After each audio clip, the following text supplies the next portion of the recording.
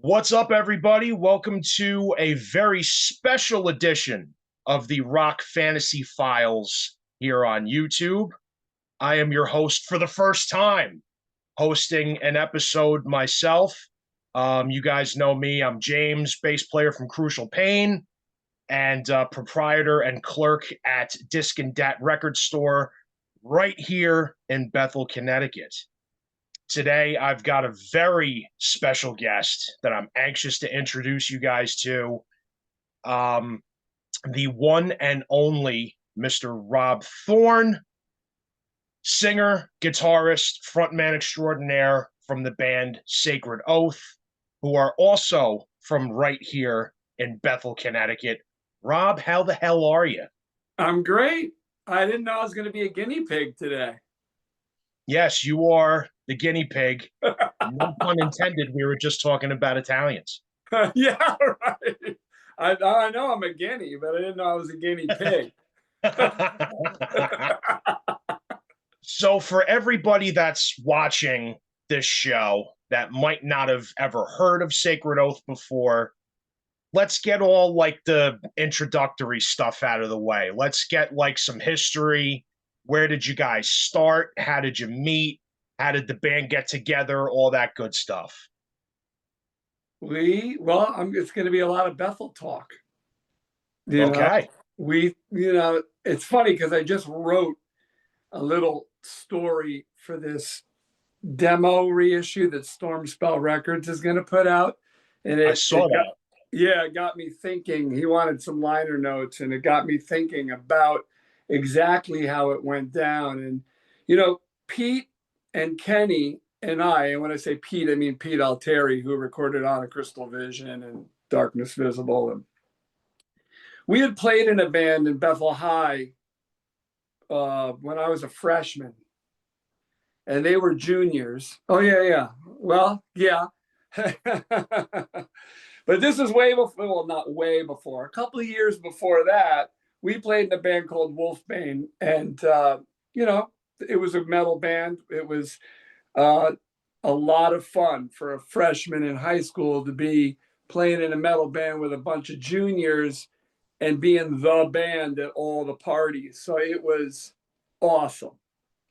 Of course. But we broke up, and in that band, I was just a singer.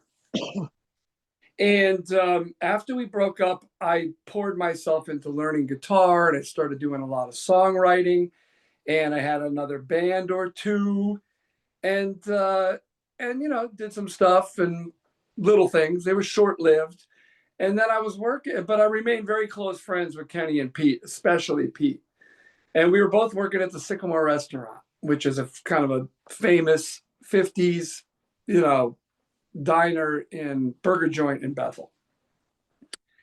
And I was a dishwasher. He was a waiter. He came in one afternoon, and we spent a lot of time hanging out, driving around in his rickety old Dodge Dart, just listening to whatever tape he had just purchased, because the metal scene was exploding. And it was 1984, late 84. And I mean, we were at this time, we were obsessed with Merciful Fate. Don't Break the Oath had come out, and we couldn't stop listening to it. Ride the Lightning was like monumental. So we were obsessed with Metallica. And he walked back in the kitchen as I was sitting there slicing onions and said, we should start a band in the style of Merciful Fate and Metallica combined and call it Sacred Oath. And I was like, yeah, you're right, we should. So we did. And it was just the two of us. So we started working on songwriting together. He came up with Battle Cry, came up with The Ferryman's Lair and Prophecy. And we had a hard time finding a drummer. Kenny, for some reason, we weren't connected with Kenny right then when we started that band. And we auditioned a bunch of drummers, and we eventually settled on a guy, Greg Callis, out of Danbury, who recorded on that first demo. And that first demo kind of exploded for us. You could really trace everything back to that, because we I don't know how it happened. We wound up in Danbury Electronic Music. I don't even know if you're familiar with the history of that place, but it was a music store Wow. it was a little music store on Federal Road. And I had no idea, but they had a little makeshift studio in the back that we never even knew about.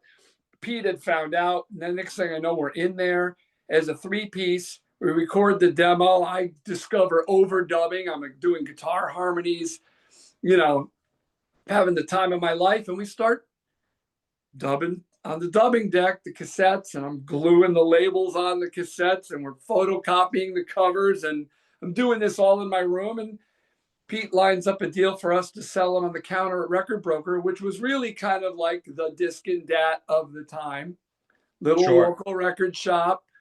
And we sold hundreds of them. And in fact, the clerk at that store at the time was Brian Gerosa. Oh, no shit. Yeah. And he was really, kind of pushing the band. And Wow. he was a young guy. He must have been 21, 22 at the time.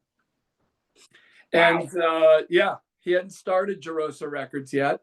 And this was on White Street in Danbury. And we just sold demo after demo. We had a poster up in there that was literally like our pictures glued on a poster board with handwritten. And so at this point, you're a 3-piece. We're a 3-piece. And then pretty quickly we add Wayne Cristiano on guitar, because it's like, wow, the harmony thing is awesome from the demo. We got to keep that going live. So we brought on Wayne, who was a friend of ours at Bethel High. And we started doing gigs and writing more music. And then we just came to a point with Greg where it just wasn't working out anymore.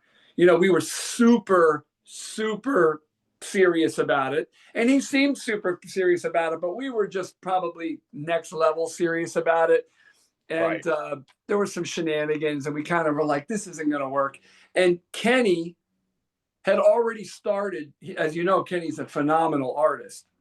Yes. And he had been designing our logos and doing art, and he had designed the first demo cover. And we had a newsletter called Thrash Incorporated, and he was doing all the art for that. And so he happened to be literally, when we made that decision, he was in the room. And it was literally in a rehearsal. And he's like, well, I know all the songs. I'm at every rehearsal. I would love the gig. And boom, we just kind of seamlessly moved right into Kenny. And it just, that was it. Perfect. The next thing I know, we were recording the Shadow Out of Time demo. And that is really what got us our deal with Mercenary. And pretty quickly, and that same thing, selling at Record Broker, now we're part of the mailing demos all over the country and all over the world for reviews scene. And that was big for tape, that kind of thing. Yep, exactly. Well, nobody was selling us tapes, but we were sending them all out to fanzines, and because there were fanzines everywhere. And I have copies of all these things. I got bins full of, photocopied and stapled zines from every corner of the world that we had been reviewed in, and they were all really favorable reviews. So that was exciting. The band had really crafted its own sound. And I'm sorry to be so long-winded here. I'm just in this zone. No, this is what I want. I'm in this zone because of this reissue. So we recorded that demo, same thing, very successful, whatever that means. A lot of people liked it. We got great reviews. We had our own sound, which was cool, and people seemed to pick up on that, which they were describing as like spooky thrash kind of thing. Because we had the Shadow Out of Time demo had a real, it did have a spooky vibe. For whatever reason, Rising from the Grave was a song that was on there. I was doing all these like chanting, weird harmony, choir oriented vocals. I mean, there was a progressive side that came out of us on that demo, mostly because at the time we'd become very close, not very close. We became very friendly with Fate's Warning, who had just put out Spectre Within, and we were obsessed with the Spectre Within. And we got a lot of guidance and advice and sort of we were kind of in a mentor relationship with them. Pete was good friends with Jim, and we would go up there and we would watch rehearsals, and they kind of guided us, and we became good friends with their live sound engineer, Dave Emma Abrizzo, and he produced the Shadow at a Time demo, and he also went on to produce A Crystal Vision. Oh, And I sweet. think he contributed towards bringing out that spooky, eerie vibe in our sound, like in songs like Queen of the Night and Rising from the Grave. And, I was doing a lot of weird, crazy stuff vocally that I maybe have never gone that extreme since. But, Right. and so he had a part of that sound as well. And so it ended up being really one review we got. You were talking about Metal Edge magazine and all these things before we started this interview. There was a magazine called Metal Mania, and it was a big glossy color, kind of like at the quality level of like a hit parader. And the demo thing, the tape trading demo thing was so big that even magazines like that had a whole section in them for demo reviews. Oh, wow. And yeah, it was cool. And that was relatively new. It was like, wow, our demo's being reviewed in Metal Mania. I mean, that's like, Paul Stanley's on the cover and it's full Yeah. glossy and there's like a Rob Halford poster in the middle. It was like, wow. So we got a really good review in that issue from a guy named Sal Trapidi, who was also, or had just also taken a job as A&R for a new label called Mercenary Records in New York City, connected with an international distributor called Celluloid. And he brought us he brought us to them, and they pursued us, and we, against all advice from Kenny's dad, who was an entertainment attorney and was advising us, against all his advice that do not sign this deal, we signed it, of course, anyway. Of I course. mean, I was literally a senior in high school and really didn't want to go to college. So this was a chance worth taking. And so that's what we did. And then, so I don't know. Did I cover what you wanted to, what you asked me in Yeah, the question? absolutely. That's fucking great beginning history leading up to the recording of your Yeah. debut album, A Crystal Vision. Um, so yeah, you really kind of took away one of my questions. I was going to ask what your main big influences were back then.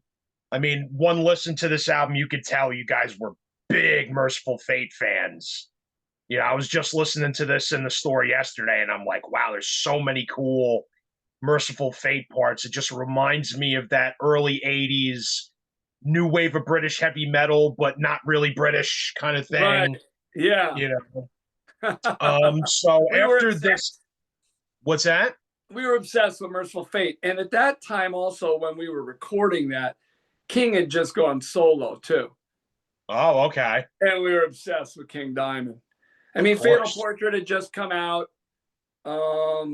We were, these are the concerts that we were going to. I mean, I remember seeing King Diamond on the Fatal Portrait tour and Megadeth opening up, and it was, Killing Is My Business. And Right. Megadeth was like this new kind of, who is this guy and why does he talk so much smack about a band that everybody in metal worshipped Metallica. Yeah. It's not like, I mean, yeah, Metallica is the biggest metal band in the world right now, but there's a lot of people who hate on Metallica now, and Oh, probably yeah. for good reason. But at the Right. time, dude, Kill 'Em All, Ride the Lightning, we all knew Master of Puppets was coming. I mean, after Ride the Lightning, we just couldn't even wait to hear what was coming next. And when Master came out, everybody was just like, everybody loved Metallica. They were the number one of the underground. Of course, we all loved Judas Priest and Iron Maiden and Right. Rainbow and Sabbath and, Deep Purple and Scorpions and Kiss and, we all love, and Dio. Oh my God, we were obsessed with Dio. Those were all our influences. And anything that was heavy, we loved it all. But then there was this new thing that was happening in the 80s where there was a whole class of the underground, right? And that was Merciful Fate and Metallica and Exodus and Slayer and all these bands. And Megadeth, here's this guy who really kind of got a lot of attention by bad talking Metallica. And to the point where I didn't want to hear them and I wanted to not like them. And then I really listened to Killing Is My Business and my mind was blown. And I was like, oh, wow. And Megadeth became a huge influence on us as well. They had a progressive edge to them. And then when Peace Cells came out, I remember going up to Jim Mattheos's apartment and we didn't know Peace Cells was out yet. We were up there to hang out and we walk in and he's like, you got to hear this record.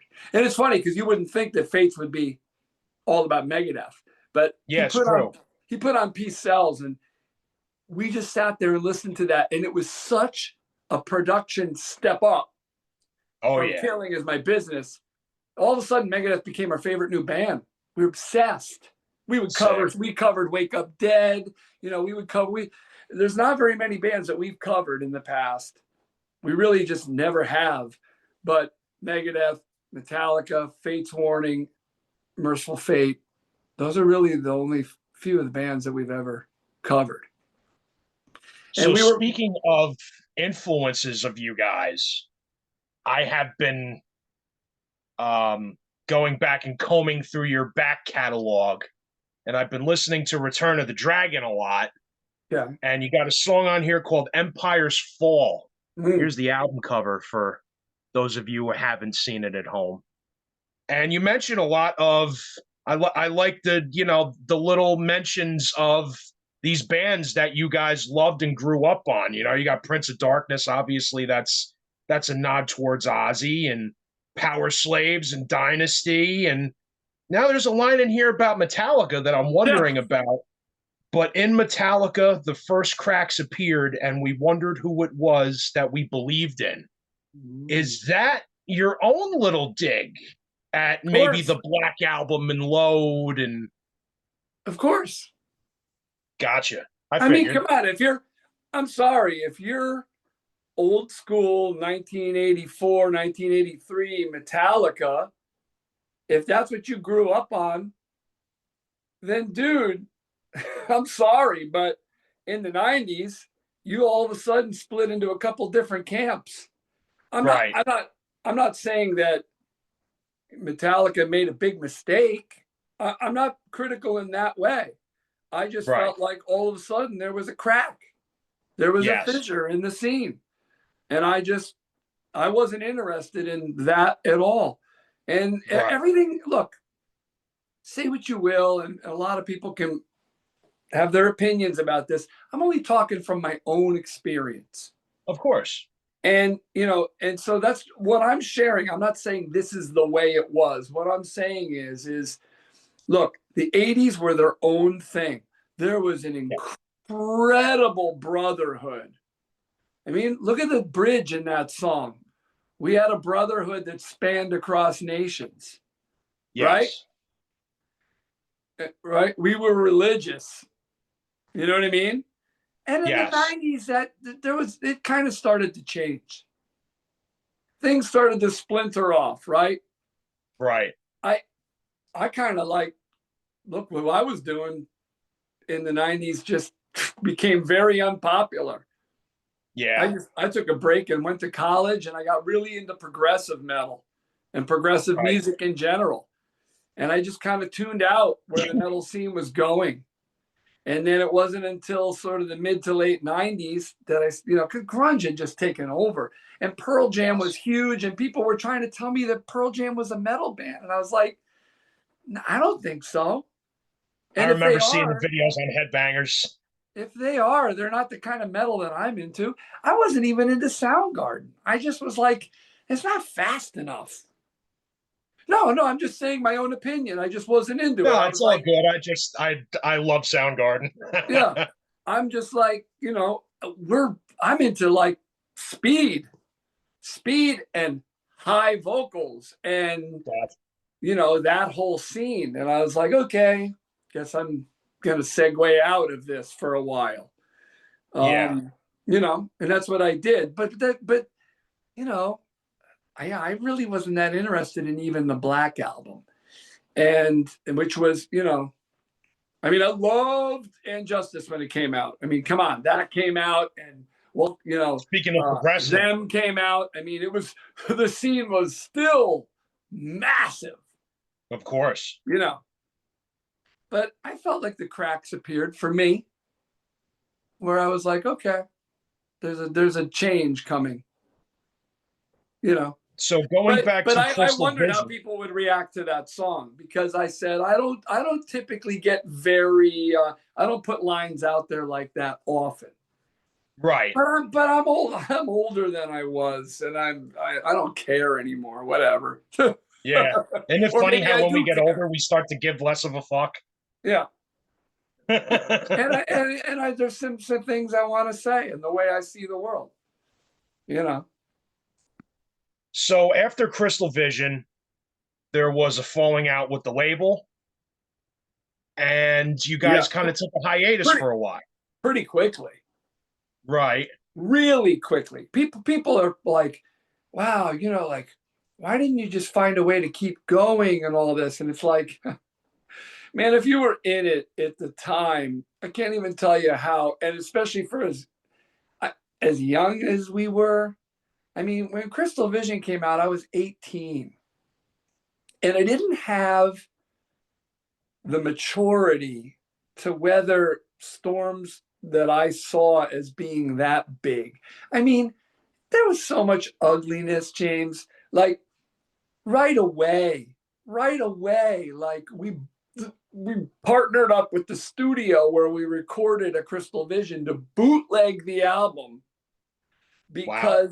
because Mercenary wasn't paying the bill. Damn. And that which should have indicated us right away that Mercenary was having financial problems. Yeah.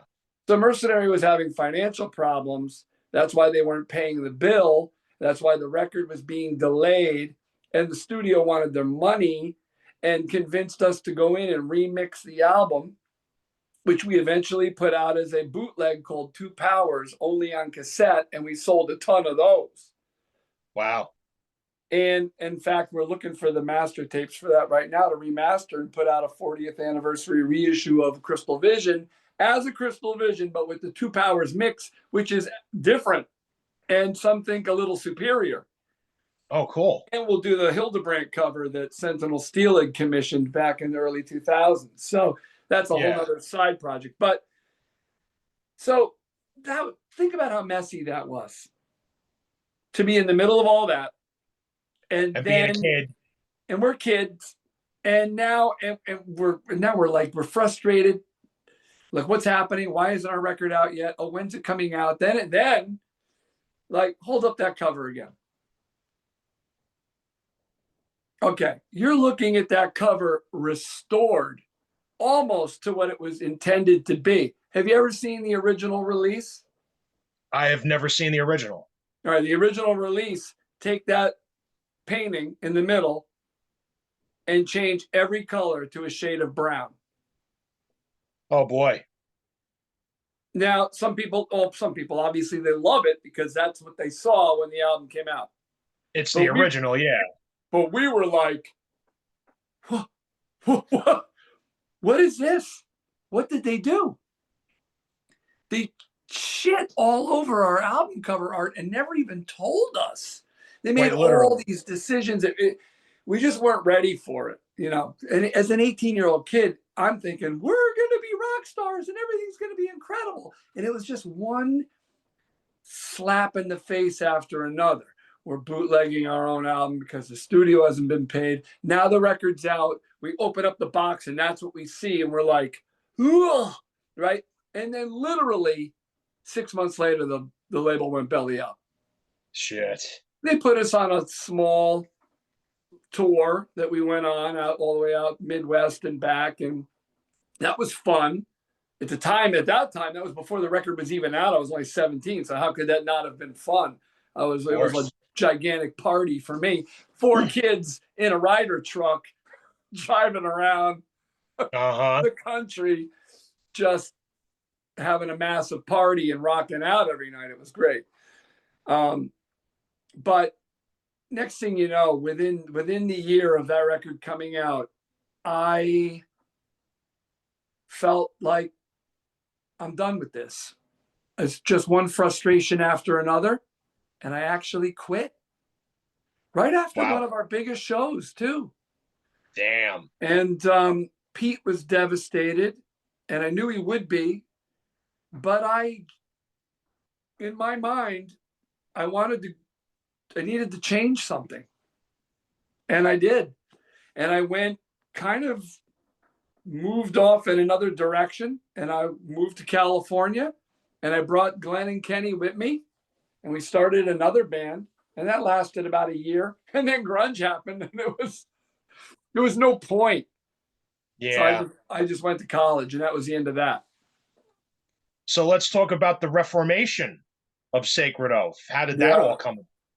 Well, you know who was a big part of that? I don't know how familiar you are with all the releases that Sentinel Steel Records put out in the late 90s, early 2000s. But there was a guy who ran that small label called, Sentinel Steel. His name was Dennis Gulby. And at the time in the 90s, this is after I'd finished college and I had started a recording studio and in Danbury, and I was kind of trying to build all the things that I have going on now. And I was 25, I guess, at the time. Yeah. And I was playing in a band called Soundscape, which was a progressive rock, progressive metal band. And we were having some success, and we put out a couple of albums, and we're touring. And so I was visible. I hadn't disappeared. You know what I mean? Right. If you were in the metal scene, you kind of knew that there was Soundscape, and we were playing big festivals like Power Mad and Prague Day. We were funny because we were heavy, but we weren't necessarily heavy enough to satisfy the total prog metal guys, and we were. But we were a little too heavy for the prog rock guys who were only into like ELP and Yes. So it was a tough run for us. We would play these festivals and people wouldn't know what to make of us. But anyway, so he found me that way. You're the guy, you're in Sacred Oath. I would go to do these Soundscape these festivals with Soundscape, and guys would be there and they'd want to talk about Sacred Oath, zines and stuff. And I didn't realize that anybody even remembered who Sacred Oath was. Nothing had happened in years. And he said, I want to reissue Crystal Vision. There's a fan base for this album. It's kind of a cult classic thing. It's got a following. And this was in the late 90s. And I said, okay, let's do it. I got back in touch with everybody. We even got together and we recorded some bonus tracks. So we ended up re-recording the whole album of Crystal Vision and calling it a Crystal Revision. And it was fun to get back together and do that. I mean, at that time, I was literally also recording Grave New World from Soundscape, that full album, which was insane, and a solo album called Iago that I was in the middle of. And we did a Crystal Revision all in 6 months. And damn. So that was my first marriage went. Because I was either on the road or always in the studio. And one day I come home, she was like, who are you? So that was fine. But I was working like a maniac. And I love it. I loved it then. And I love it now. Anyway, we recorded that. That record eventually came out. There was some serious interest. We got invited to, Sentinel Steel was so pleased with the response that I said, well, what if we did the follow-up record that we never got to do? And they said, oh, we'd be all over it. So this is a time when I wasn't playing in Soundscape either. I just moved back from California. I'd moved back out to California. Now I came back again. I was recently remarried. I had a couple little kids. I was building my business here, and I just didn't want to be traveling, wasn't doing much with a band. And I called Kenny and I said, Kenny, what are you doing this weekend? Not much. Well, Erin's visiting her family in LA. Why don't you come over and we'll record all the songs that we never did? Just lay the drums down. And he did. And Kenny, you got to understand, Kenny lives in that world 24/7. Like, Right. Kenny drives around with his iPod connected to the car stereo, and all of a sudden, a rehearsal recording of us doing Unholy Man will pop into his playlist from 1986. And so he's always in that world. Yeah. So he just came in and he banged through that stuff in a weekend. And that's how Darkness Visible happened. And when that record was completed, I was so pleased. And so was the label with the quality of the material and the way the band was sounding, that was it. We never looked back. This is definitely worth continuing in a way that we can only, what's that? Continuing it in a way that we could manage it and have it continue. Not have it explode again, not have everybody hating it within a year because it's sucking the life out of us or there's too many problems, in a way that we could manage it. Right. And we've had, my God, it's been like 18 years, 19 years since we did that. And we're still going in a way that we can manage it, because ultimately we know what we really love to do is continue to make new music, which we have done a lot of. Now, on that album, those are all songs that were not new. Okay. Those were all songs like Battle Cry. That was on the very first Sacred Oath demo. That was from 1985. Oh, wow. Yeah. Queen of the Night, that was on the Shadow Out of Time demo. Why did those songs not make a Crystal Vision? Well, for whatever reason, right? Because those were early songs. And by the time we were recording a Crystal Vision, we were all excited about the new songs. You know? And the songs on a Crystal Vision are very strong, in my opinion. But man, so are the songs on Darkness Visible. To think my favorite track on this album is Death is Inevitable. Oh, see, that's interesting. Now, Kenny would flip out on you right now, because that song is really one of the more popular songs on that album. Right. Now, that is the only song on that record that the parts were all written for a song called Grave Danger. But I said, in the process of recording that Darkness Visible album, I told Kenny, Grave Danger is not a complete song. It's too long. It needs to be edited. It's not working for me. Since I wrote it, I feel at liberty to do whatever I want with it. So even though he had already recorded it, I chopped it up and completely reassembled it as Death is Inevitable, wrote the words, redid the whole format of that song, and said, this is what's going on the record. And Kenny hated it. Wow. Well, because that's not the song he played. Right. Everything for him was out of order. He's like, what? Yeah. He had to go back and learn how to play it live that way. But I said, no, that's a song. That's a strong song. I mean, come on, I'm not 18 anymore. That's what it should have been. Yeah. I love the way it turned out. But some of those songs, James, my God, Unholy Man, I wrote that when I was like 15. That's awesome. Prophecy, same thing.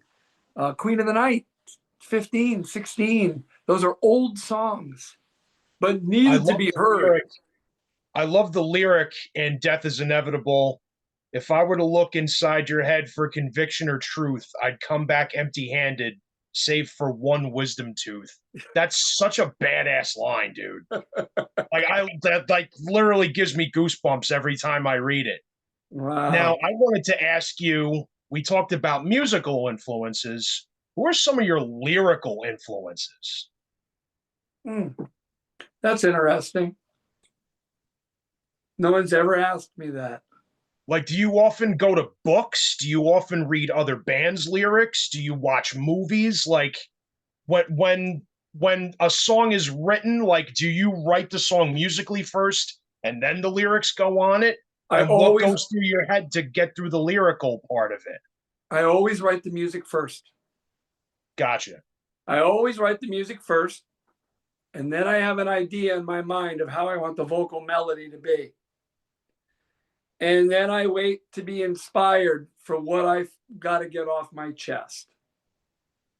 And I write the words. Um, Okay. I read a lot of books, but they don't necessarily influence my lyrical writing, except I will say that in Return of the Dragon, they were a massive influence on almost every song. Okay. Um, one uh, one author in particular, oh God, all of a sudden I'm blanking on his name.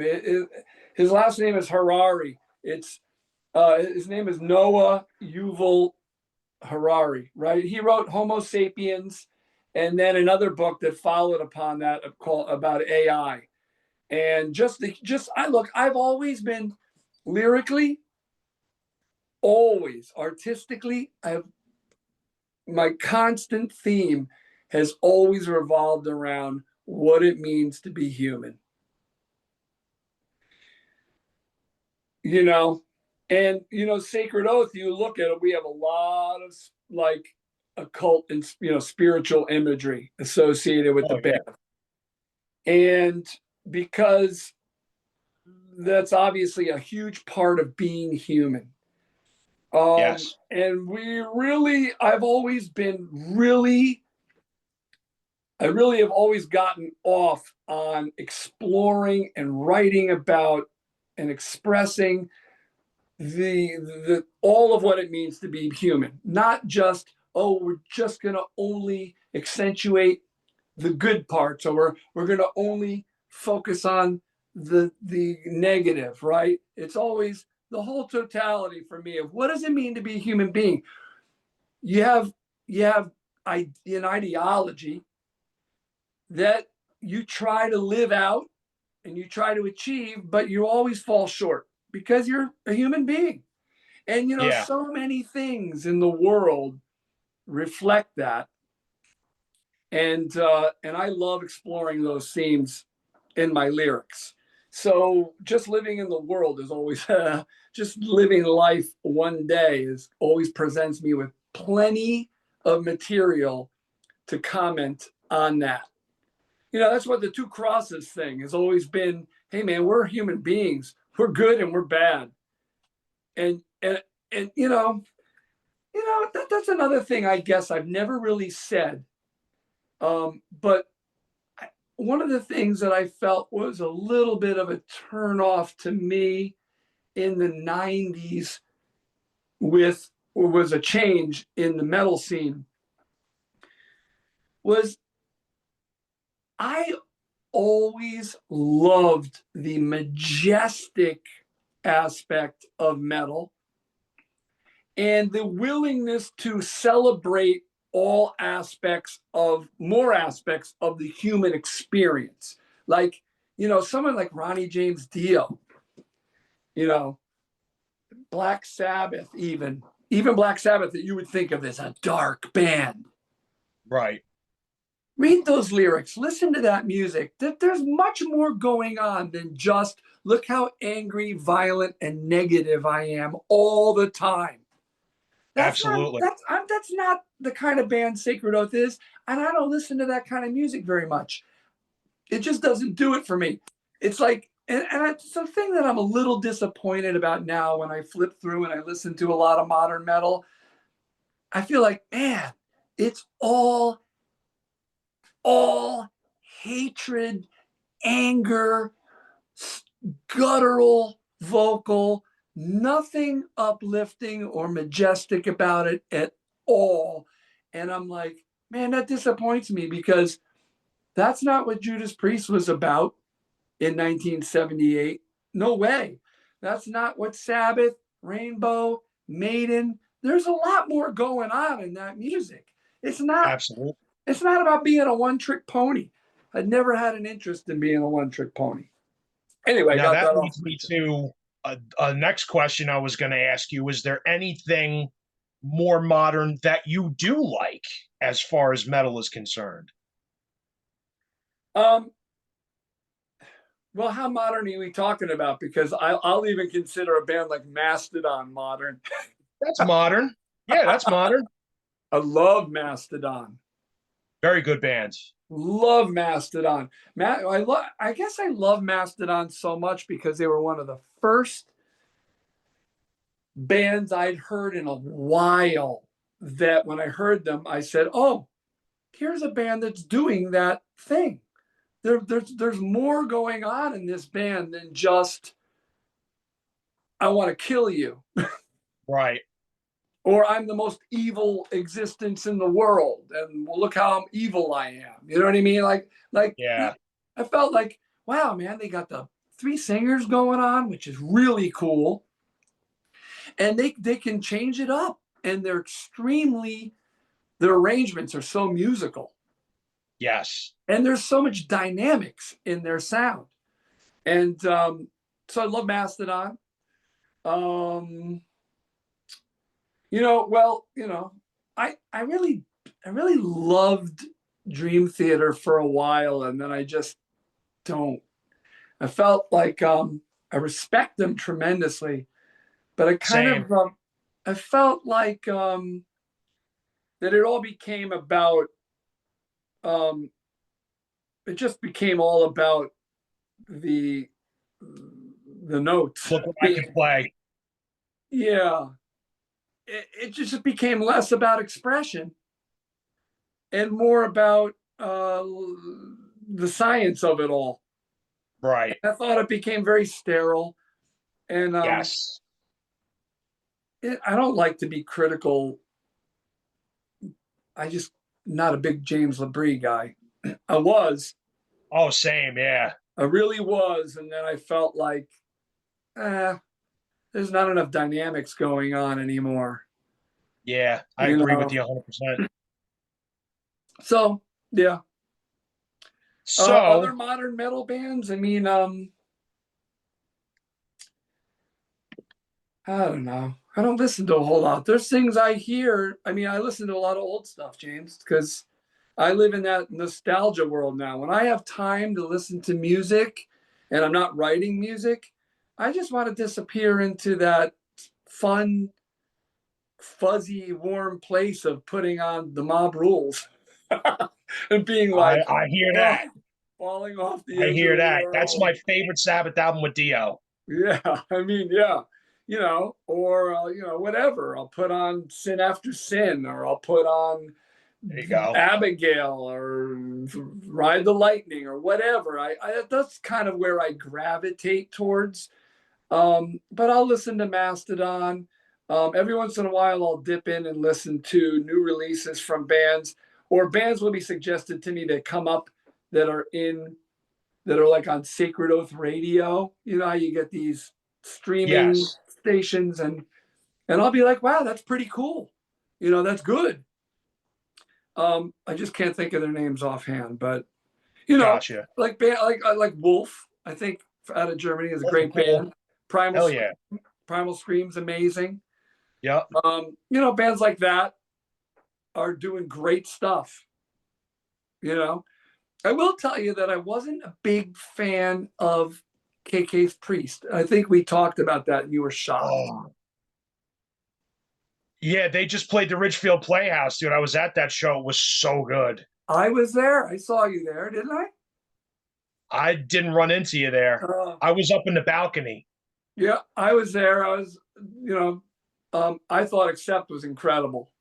Yes. I loved Accept. Yes. I was bored to tears by KK's Priest. Wow. I felt like Wow. I just felt like KK looked like I don't felt like he looked up at any of us once. Yeah, I guess I guess maybe I was paying more attention to Ripper.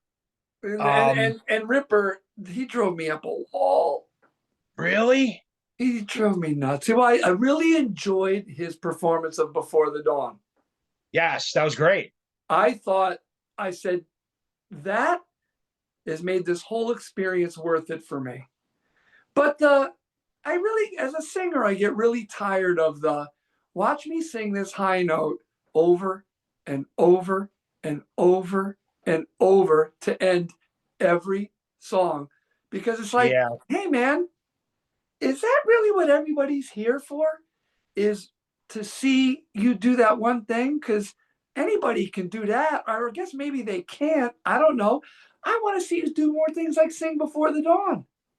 right. That's what I want to see. But it was okay. I thought it was Yeah, I kind of thought that cool. was a cool show. Yeah. Yeah. It was cool to What see are that some of many your metalheads. what's that? It was cool to see that many metalheads there. It was cool that it was sold out. That gives me hope that maybe there'll be some more actual metal shows there. Yeah. Yeah. Well, you're talking about KK Downing, dude. True, but still in a stuffy place like that where it's like, you know they don't really want metal there. You Right. know they don't really want metal heads there. Right. But So it I was thought, just really cool to see that it was sold out. yeah. Yeah. What are some of your non-metal influences? Do you really got to ask me that? Yeah, What do you mean influences? like things that you listen to that aren't metal that might creep into some of the Sacred Oath stuff. Oh, all right. Well, that's interesting. I like that question. Because I listen to a lot of music that's not metal. Um, it's funny that I do, and people ask me that all the time, and I say I'm performing and writing metal all the time, and the older I get, the more I realize that music for me, 100% is therapeutic. It's a therapy. Absolutely. I think it's a therapy for everyone. But I realize that if I hadn't devoted my life to what I do, I'd have problems. Worse um, problems. it's really great for me. So, and like I said, I'm not just one thing. So I listen Right. to a lot of different music. And I would imagine that all of it in one way or another creeps its way into my music. Because as you know, I've written most of the Sacred Oath albums, but I've also done 2 soundscape albums, 2 rock operas, and even another solo record that I never released. That's just me and a piano that I'm actually Oh, thinking wow. about releasing this year. And I Nice. recorded it like almost 30 years ago, but Wow. I was afraid to put it out because I thought people are going to be like, "What?" But now I don't care. Yeah, fuck them. But I listened to, well, you know what? I'll tell you. I'm going to tell you a band that may surprise you or may not. I really love Tears for Fears Okay. for a Okay. variety of reasons. Good band. I love Tears for Fears because I think their songwriting is fantastic.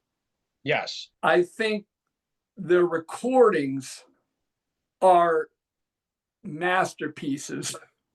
And I'm very much, as I produce all the Sacred Oath albums, I'm very in tune with sound, production, performances. And a buddy of mine turned me on to Tears for Fears. There's a lot of bands that I hated in the 80s because it was that camp. It was clicky. Hate everything Sure. that's not Slayer. You know what I mean? Sure. As I've Yep. matured, I've kind of moved away from that. Yeah. And when I kind of got into Tears for Fears, maybe like maybe 8 years ago, I was like, wow, guys are serious. They've written all these amazing songs that are produced so well, and there's so much going on, and that influence really found its way into Return of the Dragon. Wow. Okay. Yeah, I think there's a lot of emotional expression in their music that's very much captures a lot of the human spirit, Yeah. all of the human spirit. And I feel that I really made an effort on Return of the Dragon to do that, like I always like to do. You know, 12 Bells is kind of an angry record. Raven Song is a very dark record. Fallen is a very dark record. I love Fallen. Return of the Dragon is not a very dark record. I wouldn't call, yeah. What do you love about Fallen? Because Fallen is kind of an interesting, it's an anomaly, that record. People seem to love it. Huh? Dream Death is my favorite song on here. Really? Yeah. I love that it's kind of ballady in the beginning, and then the middle has this fucking crazy sludgy stomp riff that chun, chun, chun, chun, chun, chun, chun, and then the end just turns into a thrash song. I love it. Yeah. And I also really love Snake Eyes too, because I love songs about banging. And I picture, I don't know if that's what you wrote it about, but that's what the lyrics say to me. Mm-hmm. So I really like tunes about banging, and that's a great song about banging. You know that record also, what makes it a little bit of an anomaly was that we had done World on Fire, and we came perilously close at that point to, remember when I say the band moving forward at a level that was manageable? Yes. Well, by the end of whatever little bits of touring we did for World on Fire, I was burnt out and needed to pull back. So we put out Spells and Incantations to buy us a year, what I felt, put out Spells and Incantations as a best of with a few bonus tracks, and let's fill the time. And it was a great idea to do that. And then my thought was, die. Yeah, which was an Oath classic from back in the 80s. And then I said, I don't want to just jump in and do another record right away with where we're at. In fact, I want to do an EP, and I want it to be with Pete and Glenn. I'm really needing to reconnect with the original four guys. Even and I was being realistic. I was saying to myself, well, Pete lives in Illinois. Glenn is busy doing his own musical stuff. Maybe I can get 3 songs. And bam, it turned into a whole record really fast. Wow. It was not the easiest record to make because everybody was spread out. But I had my way of producing that made it I'm very much a manager, you know what I mean? And I was really able to manage the whole production in a way that made it pretty easy for everybody to get their tracks done. Of course, Kenny and I always worked together here in my studio, and Glenn came in and did some stuff, but also had his own studio, and Pete did, and they were able to put their tracks on. And I felt like on that record, I was able to satisfy my experimental aspect with finally doing a choir, with singing in Latin, they're bringing in that influence. I was also very influenced by Queensryche, and that was sort of my chance to get a little Mindcrime thing going in there. There you go. But in a much darker way. Fallen is a dark record. And you got to understand that while I was producing Fallen, Sandy Hook happened. Oh, shit. And I had 2 little kids, and Sandy Hook School is literally like a few miles from my house. Yeah. And it happened to first graders, and I had a daughter in first grade, at Uh, uh, my at our local school in Bethel, and yeah. it blew it really hit me deep. I mean, I was messed up. That I just remember the feelings I had that day. Dude, I'll be completely frank with you. I was sitting on my coffee table in my living room, watching this stuff play out on the local television news, and I had tears rolling down my cheeks because my kids were in lockdown in our school. Nobody knew what was going on. There was like weird stories about two guys dressed up as nuns driving around in a van with machine guns. I mean, nobody knew what was going on, and we couldn't get in touch with our own children. And it was chaos. And I was so devastated by what was going on. Let me just take that notification off. It just hit me deep. And that's what I mean. Those are life-changing events where I said to myself, my whole life, I've gotten a kick out of part of the metal thing is singing about darkness and evil. And in that moment, I was like, really nauseated because I was like, that's okay. But this right here, this moment, this is pure evil. And it's not a good thing. And it really bothered me. Now, it doesn't mean that I didn't go through a Dave Mustaine where I was like, I'm not going to do Black Friday anymore. Because, Right. hey, man, this is part of life. This is being human. This is what I'm talking about. Okay, you want to Right. joke about evil, but then this happens in your town and it's sobering. You're like, that's fucked up. That is what we don't want. Yeah. But it's there. And in fact, I had a second cousin kind of die in it at Sandy Hook. Oh. My cousin's cousin, little girl, Olivia Engel. Oh. So it was just like, and my kids were that age. So it really, that album, if you look in that album liner notes, it's dedicated to everyone that died in that event. And when I wrote all those lyrics, man, I was in a dark, dark place where I was focused entirely on the dark aspect of human nature and how short we fall of whatever our ideology may be to pull it together. Man, you look at that woman on that cover and there she is sitting in hell with bats flying out of her ass.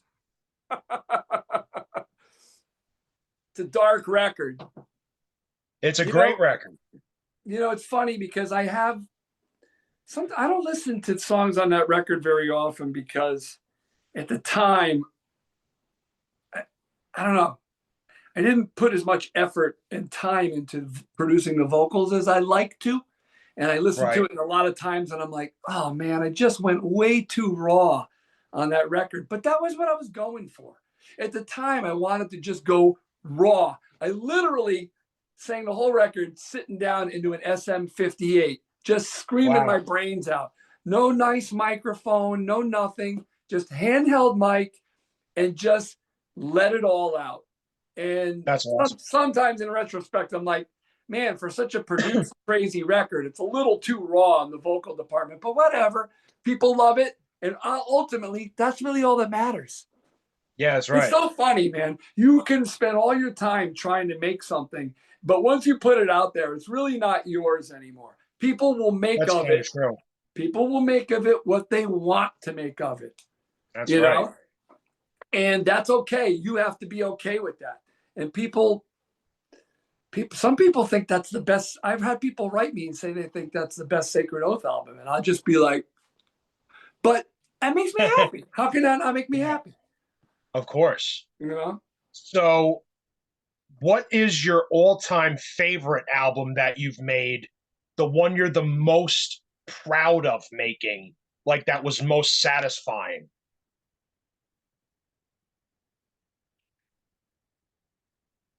Like where you look back at it now and you're like, fuck, I'm so glad I made that one.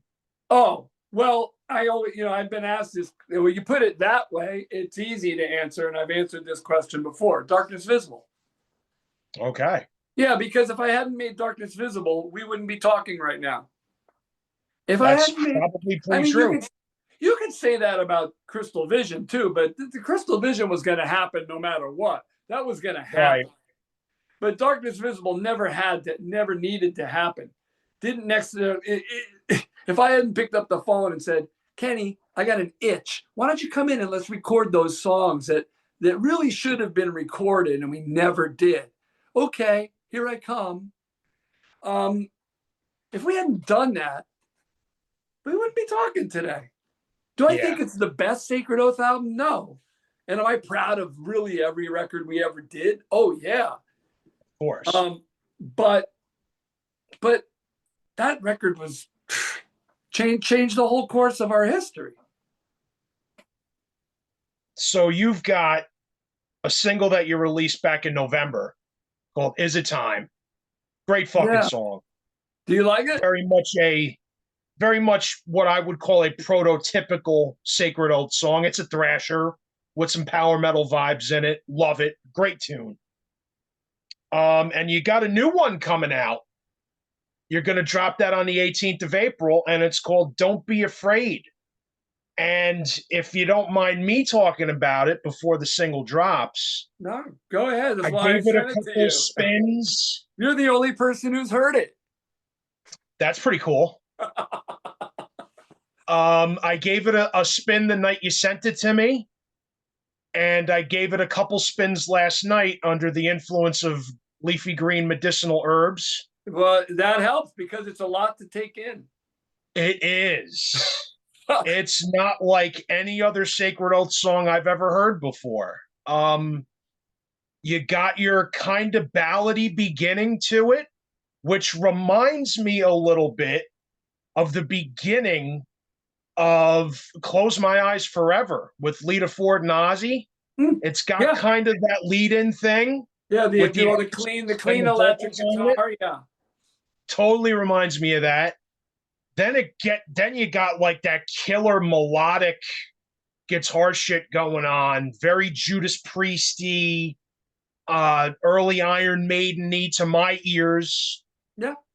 And then you got this bridge that comes in out of fucking nowhere that sounds like almost a completely different band. It's almost got, I kind of want to say, like a religious sort of hymnal feeling to it, almost evangelical, kind of like very positive, very uplifting, very almost like a scene in a movie experience. where like an angel would be reaching down for you kind of thing.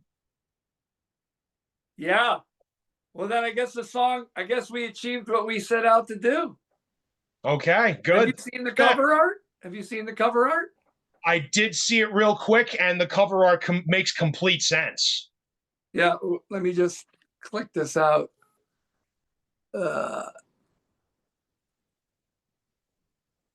How do I send a voicemail? Okay. Well, yeah, the cover art makes complete sense for the song. Okay, Don't Be Afraid. First of all, you notice that the song titles are a little different than our typical Rising from the Grave or, yes, Is It Time? Don't Be Afraid. I'm not feeling like I need to cloak myself in fantasy or imagery in the song titles anymore to get people's interest. We're all here today. We're all living in a world right now that is challenging us on a daily basis. And if there's one thing for sure, we're all here together. Whatever. That's all I got to say. Now, I put out Is It Time? And that's an angry song. Oh, yeah. It's one of the few Sacred Oath songs that I'm dropping F-bombs in because we don't really do that. I've noticed that. Yeah. And I'm angry, and I'm singing about anxiety and depression and rage and frustration. And it's not exactly what I would call uplifting. Although the chorus gets your heart pumping, and Sure. Yeah. the whole song is a heart pumper. And we're recording really a whole record right now, but I just keep releasing these singles. I felt after that I needed to do a hopeful song, Gotcha. because James, if you don't have hope, you don't got nothing. That's true. I mean, you wake up and you have no hope, and all you have is deep depression. Yeah. And there is a lot of that going around. And I didn't want to have the last single be this is it, go kill yourself. Right. We're all fucked. Because that's another thing about the human spirit, is that you rise from the ashes, right? You wake up, it's another day. Every day you try to discover what's your reason for being, and how do you do your best to get there, and how, what's your reason for being, for living, right? And I realized when I sat down to finally write the words for that song, I said, the thing that kills hope and just strangles people is fear. And I'm going to write this song about don't be afraid, because the That's awesome. world's going to be what it is. Your day's going to be what it's going to be. Some days you're going to wake up and eat cream puffs, and some days you're going to be fed shit sandwiches. Yep. But just don't be afraid. Don't be afraid. And then I start to go through lyrically all the things that we get faced with on a daily basis that we're afraid of, and sort of reasons to not be afraid of them. And that those parts that you're talking about are kind of like that release of just letting go of that fear. And it's really, I wouldn't call it evangelical. It's really just supposed to be a spiritual experience of, oh my God, let me transcend this bullshit. Yeah. I didn't mean evangelical as like, you guys are writing a fucking Striper song, but no, because we're really we're not a Christian band, but we're like, but we are definitely very spiritual. Oh yeah. Whatever you subscribe to, we want to connect to that part inside you that whatever needs that release or that hope or is angry, whatever. You're everything. You're all those things. But you want to ask where I was influenced on that song? Kenny and I were both very influenced by Sabbath Bloody Sabbath album and the Sabotage album. Black Sabbath was very experimental on those two records. Oh, yeah. And didn't hesitate to turn completely a 180 and go, just look at the song Sabbath Bloody Sabbath. Yeah. And why aren't bands doing that? Why has it got to be, we only can do one thing and we do it for 3 minutes and adios, and then we'll do it again. Sure. Again. I was like, I want to bring my progressive side back in, and I want to go here and I want to go there, and I want to sing like a choir angel that's like putting its hand out to save your ass, and then listen to the chorus where I'm screaming, don't be afraid. Yeah, it's cool. It's a huge dynamic range. Right. That's what I love about it. And that's the great thing about metal. Metal is one of those musical forms where you can have the biggest dynamic range. That's right. The biggest. That's right. Why keep it one thing when you can go from here to there? Yeah. And I feel like that song goes from here to there and back. It certainly does. It definitely does. Yeah. I also love the very somber guitar chords, and you're singing at the end where it almost it's like you're listening to it through an old school phone. And that's exactly what happened. That was an accident. Oh, wow. I had done a little demo of how I wanted something to go earlier in the song at the end of the tape, somewhere on a track. where I was just kind of like, I was just kind of singing along like a little ref, singing the lyric, working out the lyric in my head. And after I'd finished the vocal, the ad lib between me and Damiano, where I'm kind of doing like screams and he's playing Yeah. a lead and all those sweeps. And when I was done with that, I just put my headphones on the mic, stand near the microphone in the ISO, and tape was still running. And so that's the sound of that track coming through the headphones, through an effect that was on my vocal there or something, and going back into the tape and getting recorded. And I didn't know it happened. That And is then so cool. when I was mixing the song and I just didn't hit stop on the transport, and all of a sudden that popped up, I was like, whoa, I got to leave that in. That's cool. That's your outro. Kind of That is neat. so cool. Yeah. I like little happy mistakes like that. I was just going to say happy accident. Yeah. It was, That's fantastic. yeah. Of course, it makes the song an additional 30 seconds longer. Like it's already 7.5 minutes long. Totally worth it if you've got the attention span, like Yeah. most of us metalheads should. Well, I do So feel like Don't Be Afraid, for as long as it is on the clock, you don't feel like it's like a roller coaster ride. yeah, you don't feel like you're sitting through a 7.5 minute song at all. No, yeah. So I guess you kind of answered my question before talking about this tune. There's a new album in the works on the way. Yeah. So obviously we put out a single in November, and we've got one coming out in a little over a week. And then we're working on, I've got 4 more up here right now that I'm tracking on. And then we've got probably another 3 or 4 that Kenny's going to come in, and Damiano and Scott, and we'll lay tracks for those. But we're sort of, every album until all the way up through Return of the Dragon has been come in, bang the whole record out, mix it, put it out. And I just didn't have the energy for that this time around. And I didn't feel pressured into that at all. Yeah. So I said, hey guys, I want to get off the hamster wheel, and I want to really allow myself, because self-producing and doing all the engineering, it's a lot of work. Yeah. And I felt like I wanted to be able to devote more energy and attention into each song as we went. And I feel like on Don't Be Afraid, you can really hear that. It's like, wow, there's a lot of energy and development in that, as opposed to 10 songs, bang them out, throw them out there, and 5 of them are amazing and 5 are pretty good, and that's what we wound up with. I don't know how much people care right now. And then when I've got all 10, we'll press them to vinyl and we'll put them out.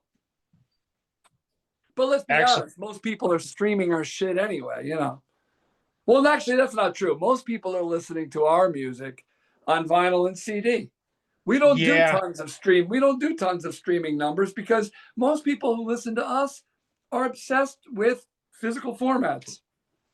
Most people who listen to you guys are old school and are still buying physical product, which is a great thing. And that's what they prefer, and it's great for me. So there's a really cool gig coming up that I'm fucking excited for.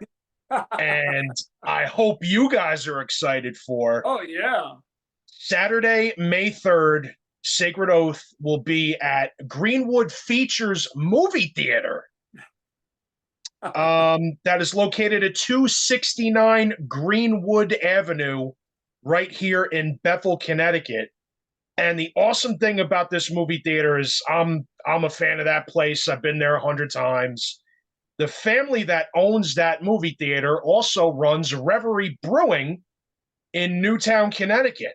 Yep. So, and they make killer beers, by the way. If you're listening and you're local, go get some Reverie brews, man. All their flavors are excellent.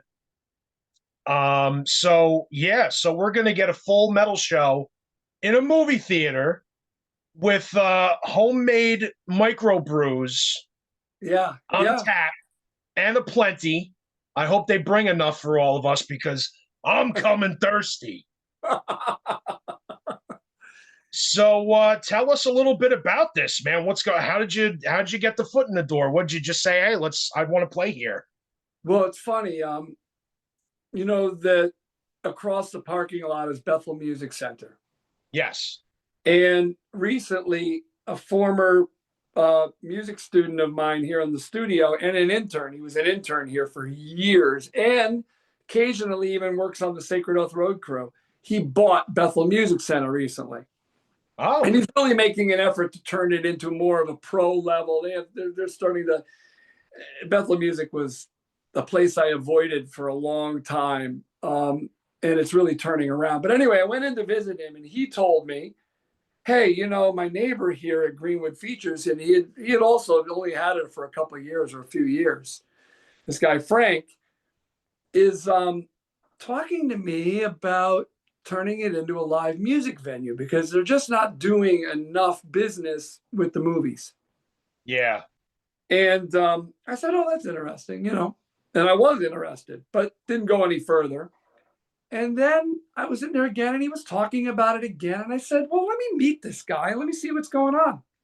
Because he said to me, oh, yeah, he built a stage in there now. And I'm like, oh, he built a stage? Okay, well, let me go check it out.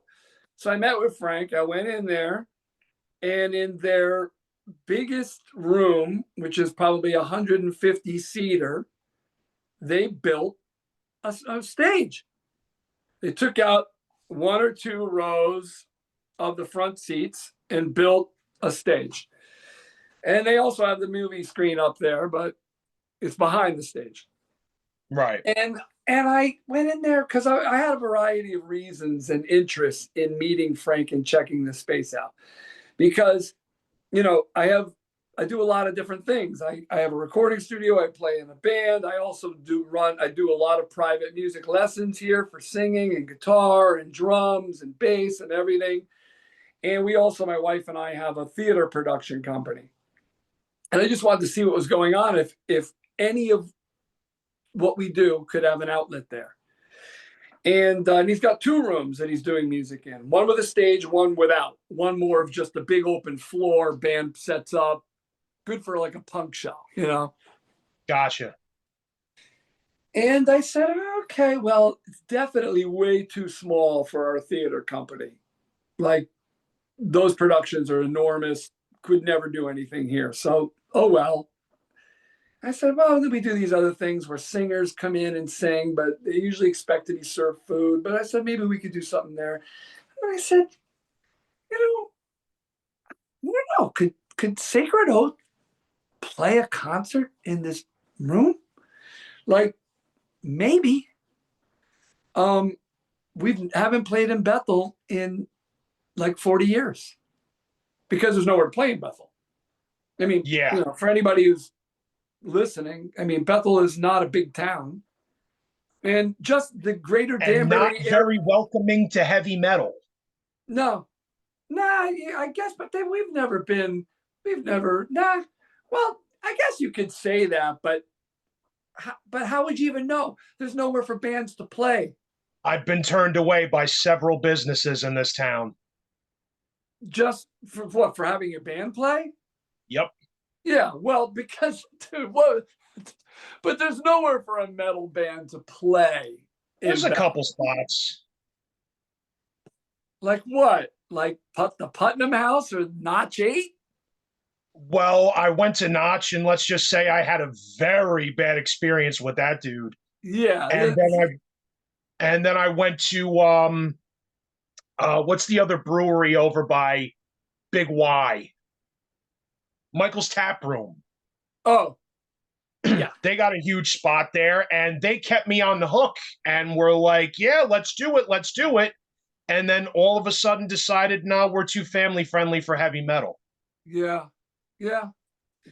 Well, the greater Danbury area in general, James, has been a very difficult area just to keep any kind of live music venue afloat for very long. That's True. just the reality, and I cannot explain why. The Yeah. place that had the longest run was Tuxedo Junction, and it was great. Yeah, it was. But even that went the way of everywhere else and disappeared. Yeah. So I can't explain it, but I met with Frank, told him what was going on, told him, and we sat down and we figured it out. They hadn't really done anything this big yet. We're gonna bring in the whole production, essentially, lights, sound, the whole deal. And I think he felt very comfortable with how we run a production. I think that's basically what it was. Right. This is a band that's got a lot of experience producing a show. I'm not gonna be worrying about what I'm getting myself into. It's not gonna be chaotic. You know what I mean? So, Yeah. so it's moved forward very nicely. I think that the show is going to be great. I think people are Same. going to love it. What I love about Greenwood Features is the way they're positioning themselves. Okay, what Frank has said to me is, we really want to fill in the gap between the Richfield Playhouse and the Sugar Hollow Tap Room.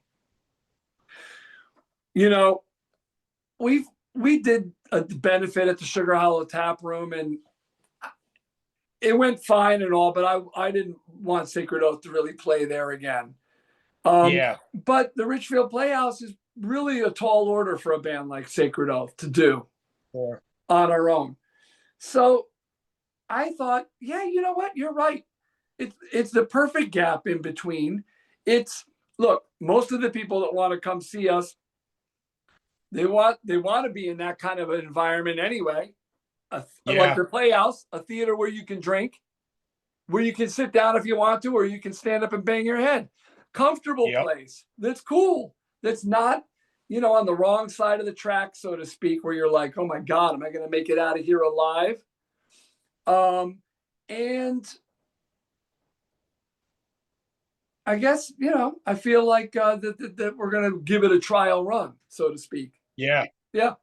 So it'll be fun. I'm really looking forward to it because we haven't played in Bethel in a long time. And I'm sure people are going to come who don't want to travel to, Poughkeepsie and Hartford or Rhode Island, wherever we are, and that are going to be interested in seeing what the band's all about. And the band right now, the version of the band that we've had for the last 6-7 years is the best version ever. Sacred Oath is just on fire, firing on all cylinders right now. Yeah. So hopefully some of our watchers and listeners come to the show. Once again, it's Saturday, May 3rd at Greenwood Features, 269 Greenwood Avenue, Bethel, Connecticut. You can get tickets at greenwoodfeatures.com. So get your tickets, hurry up. I don't know if there's a cap on room in there. Oh, there's a cap. Yeah. What's the cap? Oh, like 150 or even a little less. 150. So you heard it from the horse's mouth. Get your tickets right now. Yeah, no, I think we're already on a low ticket alert. I think I have to put out I don't know how to do that. I'll just make a mention on Facebook and Instagram, but I think it will fill up. Excellent. And I asked him about that, will you cram more people in? And he's like, I really can't. So yeah.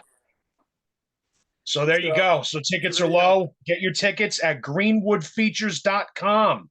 You can also follow Greenwood Features on Facebook and Instagram. And please do the same for Sacred Oath. Go to sacredoath.net. You can get the links for their Facebook, Instagram, Bandcamp, Spotify, YouTube, all that good stuff. Go buy merch from them. Please come see the band live. You can also buy Sacred Oath CDs and vinyl from yours truly. Yeah, your boys got them at Disc and Dat Record Store, 107 Greenwood Avenue in Bethel, Connecticut. Come check us out. Also follow us on Facebook and Instagram too, please. Let's bang through a couple more things, and then I will let you go and get on your day. How about a couple songs from the set list? Give me 3 songs that are going to be in the set list. Well, I told you we're going to play Sand Rider. You got to play Sand Rider. That's my jam. That's my jam. Dude, the first Sacred Oath album I ever got was Spells and Incantations. And getting to Sand Rider was the song that made me go, holy shit, I love this band. That's And I know awesome. nothing. I know nothing about Dune. Yeah. I know nothing about Dune. I only know that Sand Rider's just a killer song, and I love it. Yeah, and that's funny because the lyrics are so immersed in Dune, and that whole record, not that record, but World on Fire, which is what Sand Rider is off of, is the whole record's about Dune. The whole album, it's a concept album essentially. Yeah, it's a fantastic one. Yeah. Give me two more from the set list. Two more. Well, of course, we're going to do a whole bunch from A Crystal Vision. So, all right. One of the most exciting things I'm looking forward to from the show is when we play the Ferryman's Lair, because we're planning on a surprise during that song, which is nice. Similar to something we haven't done in probably close to 40 years. And another song that I want to mention that we're going to do, well, of course, I mean, I'm trying to think of one that we don't typically do that we'll be doing. Well, we're going to definitely do both of the new singles. Sweet. Yeah, we're going to do that. And we're going to do Words Upon the Stone. All right. Yeah. Off Darkness Visible. We're going to do Counting Zeros, of course. From the self-titled. Yeah. I haven't shown that one off yet. No, yeah. That's a good record. We're going to, yeah. So there, does that sate your appetite? That slates my appetite. And you guys listening should go to YouTube and check out all those tunes, get you pumped up for the show if you haven't heard Sacred Oath. Let's go with newer stuff you're listening to. We did that. Oh, you guys did something really fucking cool for this show. You have a young band that I have never heard of opening for you guys at this gig. Yeah. Talk about them for a minute.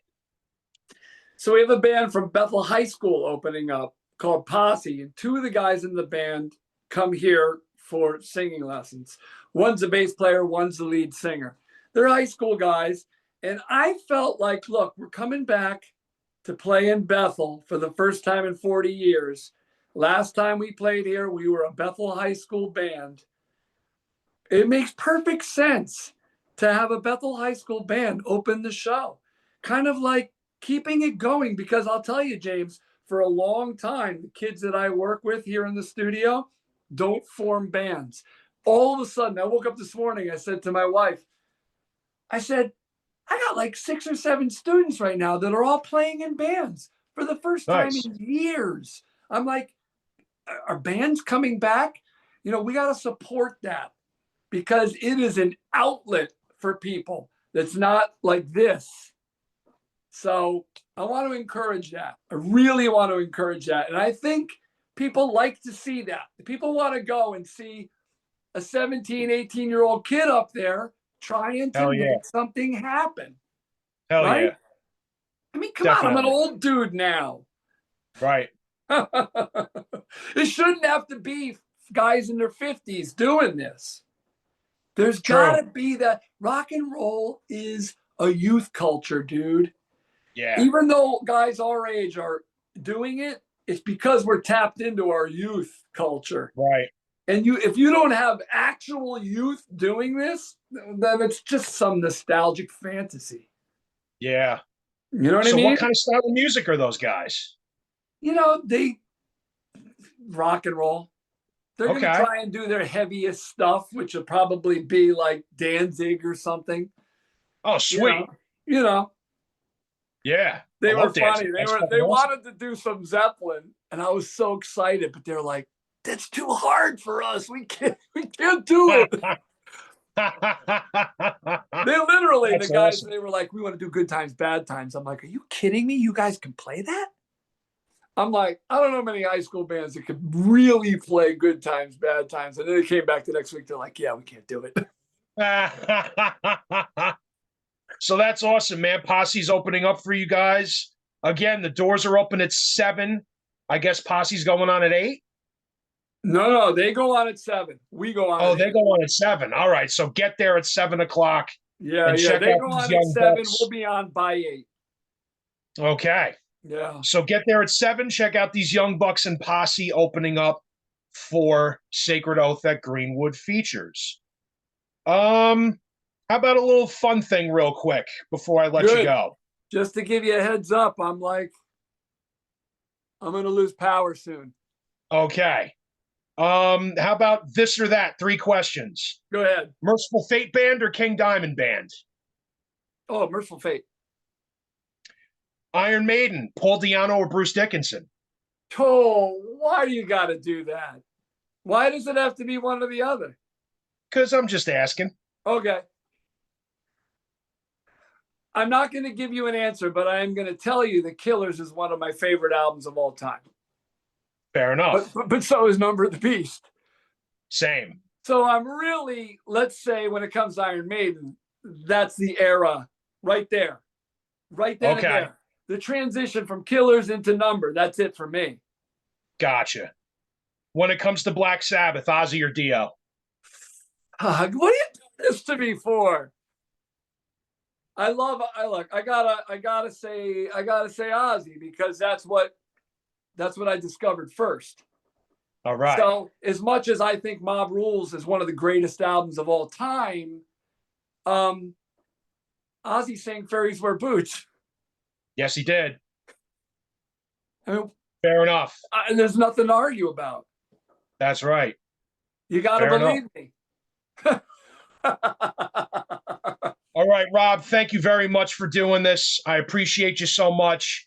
Once again, please go to sacredoath.net to keep up with the band, find all the links for their social media. Please press subscribe and like on this video. Thank you guys all for watching Rock Fantasy Files. And Rob, I'll see you soon, hopefully on May 3rd, if not, hopefully sooner. Yeah, James, thank you, man. Thanks for having me. This was Absolutely, a really fun interview. Absolutely. All right, have a good one, everybody. Adios.